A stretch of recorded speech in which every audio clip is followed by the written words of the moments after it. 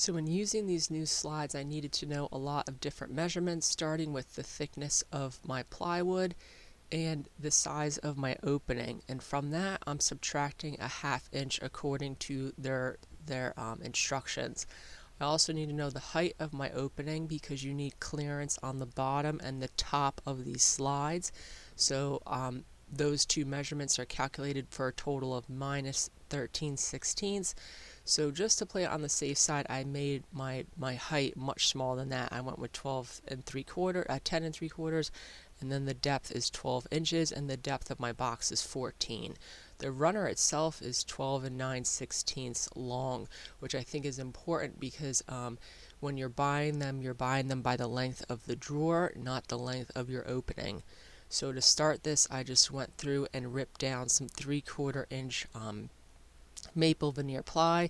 This project ended up using almost exactly one sheet of 3/4 inch plywood. Then once I had this all cut to 10 3/4, I could go through and rip all of my pieces. This is cutting the sides. And to join these, I'm using a dovetailing jig. I have a video on my channel showing how to use this jig in more depth because to set it up and use it can be quite the process. Once you have it set up, it works really well. So if you want to know how to use this sort of cheaper version of the dovetailing jig, you could check that out on my channel. So just go through and cut all of my pieces. Even though that this is being cut on plywood, which leaves not the prettiest of edges, it's still a very, very strong joint. I have to go through and cut a rabbet on the bottom side of all of my pieces, as well as a rabbet in the back. So I mark the outside of my pieces and the inside so that I could just cut them all at once. You have to have 1/2 inch clearance on the bottom for these drawer slides, so I'm going to cut this groove right above the 1/2 inch mark. So there's going to be a 1/2 inch gap, and then since I have that arrow on all my pieces, I could point my arrow to my fence and send everything through at once. So this is a 1/2 inch dado because I'm using 1/2 inch plywood because these drawers are fairly large. And the reason that I did this before putting them all together is you could see Lowe's must have changed who they get their plywood from, and it has a ton of gaps in it, and it chips a lot more than the old supplier of their plywood. I might actually consider finding a new place to get it. So I was nervous about putting these together, taking them apart, them actually breaking the teeth of those dovetails. So that is why usually I dry fit these together before making all these cuts just to make sure they're aligned, but I didn't this time. So once I had all the cuts in the bottom, and you could see I also put those cuts in the back, I could then glue these together.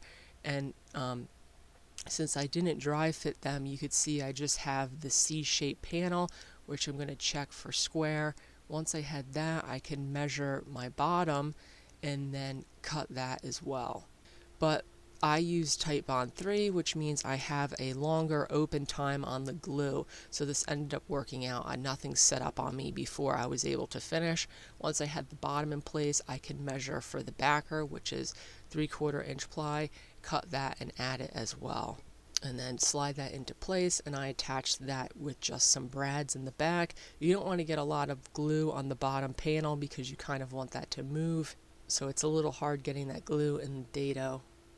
Added some brads, and then I stored these in the drawer boxes. Checked for diagonals, make sure the diagonals are right, and then I let them set up in the drawer boxes.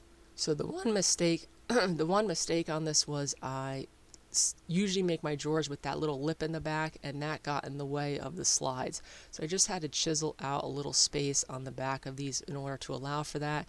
If I use these again, I'll know to make that backer flush so I don't have to do this. But once that is chiseled out, you could have that slide right in there. There's very exact measurements, a hole you have to drill because there's a little tab in the back of the slides. So I used a metal tape ruler which goes down to 30 seconds in order to get that mark, and then I just drilled those holes. You can see the slide now fits right in the back of the cabinet. So to attach these into the cabinet, these are going to be inset drawers, which means they have to be set back. Once again, there's another chart telling you how far to set these back according to the thickness of your of your drawer front, which for me is going to be once again the 3/4 inch ply. These ended up being a little proud. The ply stuck out a little bit the first time around, so I adjusted them. And then simply you just add the front pieces. I pre-drilled 2 holes with my countersink bit and added those. And this is actually the first time trying these out in the drawer box.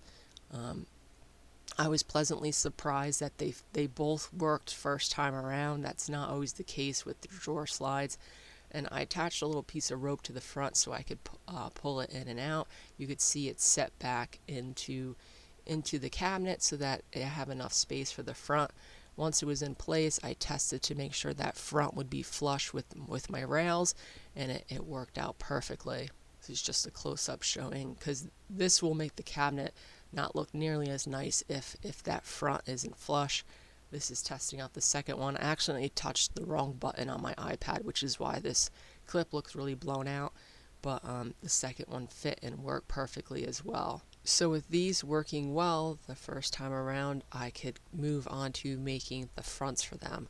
So I measured my rough openings, and this is where the nice part of everything being square is, because I could cut these 2 pieces of plywood the exact same size.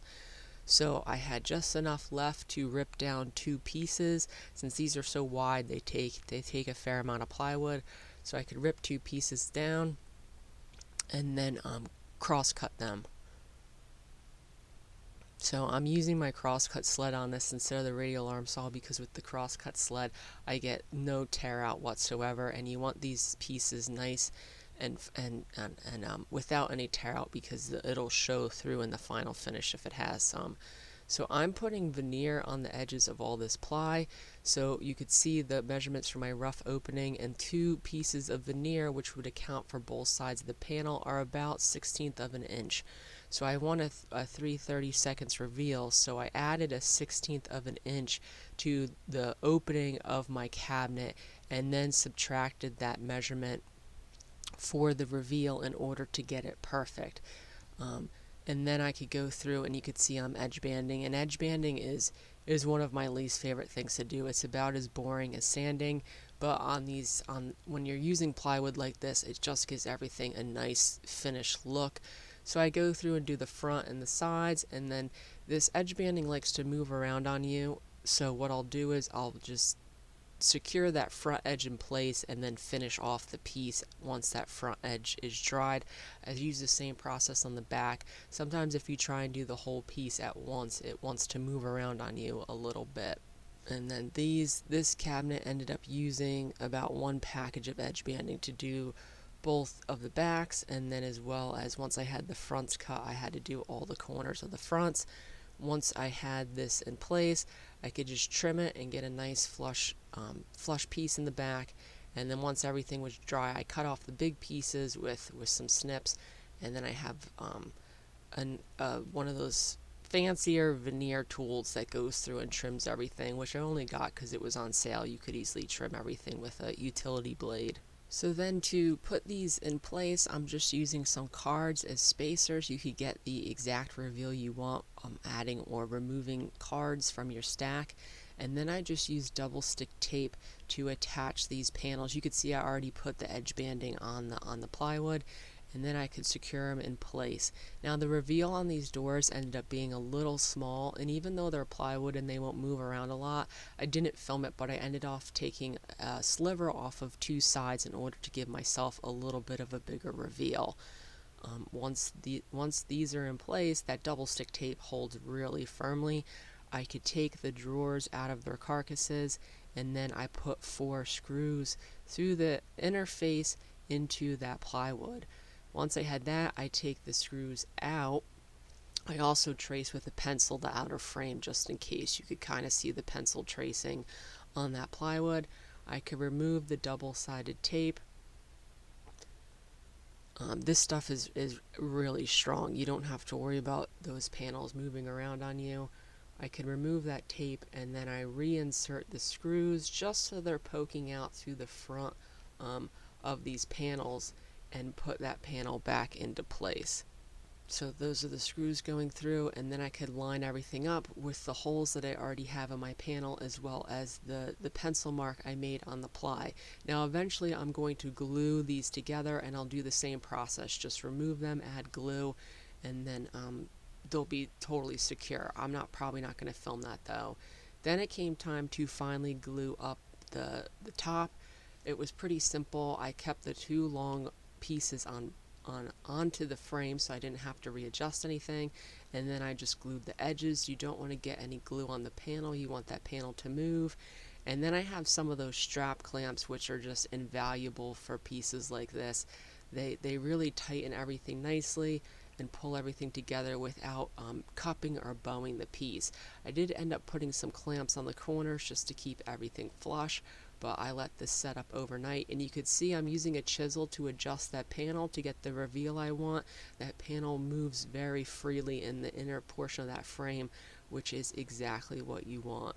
And then those are just the C-clamps going in place to just make sure that those corners stay perfectly. Finish for this is actually an amber shellac, and once again this is to match the existing finish on their furniture.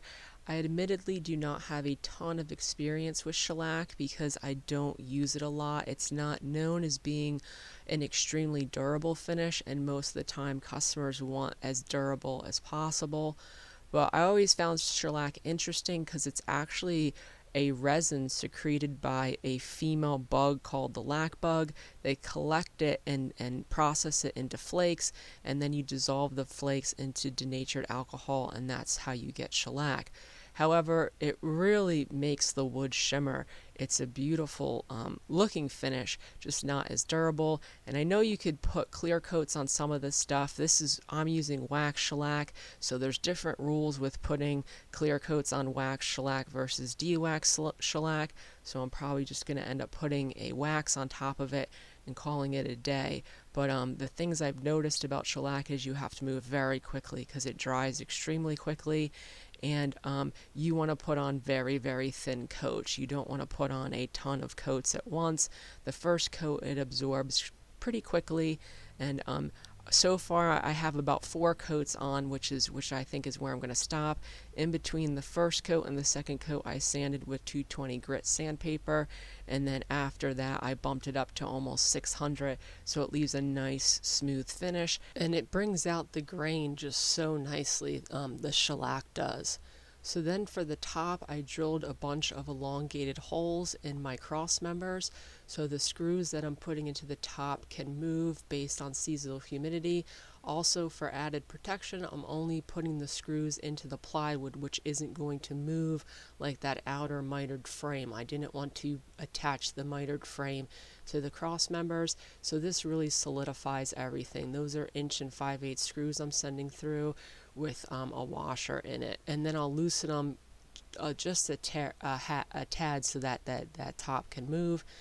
Then now that everything has been painted, I go through and I'm adding a bunch of hardware to the drawer slides. I only had 2 screws in there to start, so I'm adding a bunch of screws to solidify those up as well. And these drawer slides have a ton of adjustments. The back, you could adjust the front with tilting mechanism. I didn't use them on this project because my drawers fit nicely, and if I keep using these slides, eventually I might make a detailed video of how to use them. But this is nice for a beginner.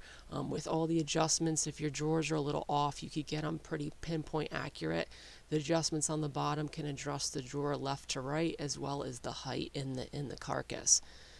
So then I could put everything in place, test everything out. It worked nicely. At this point, I had those drawer fronts glued in place as well.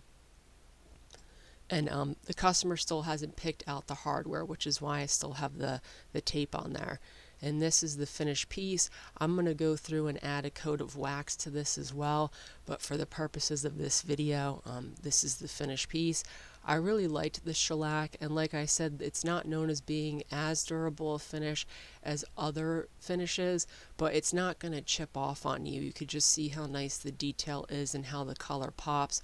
It's just something they don't really recommend for tabletops, but something like this where you're going to put a TV on it, it'll be fine.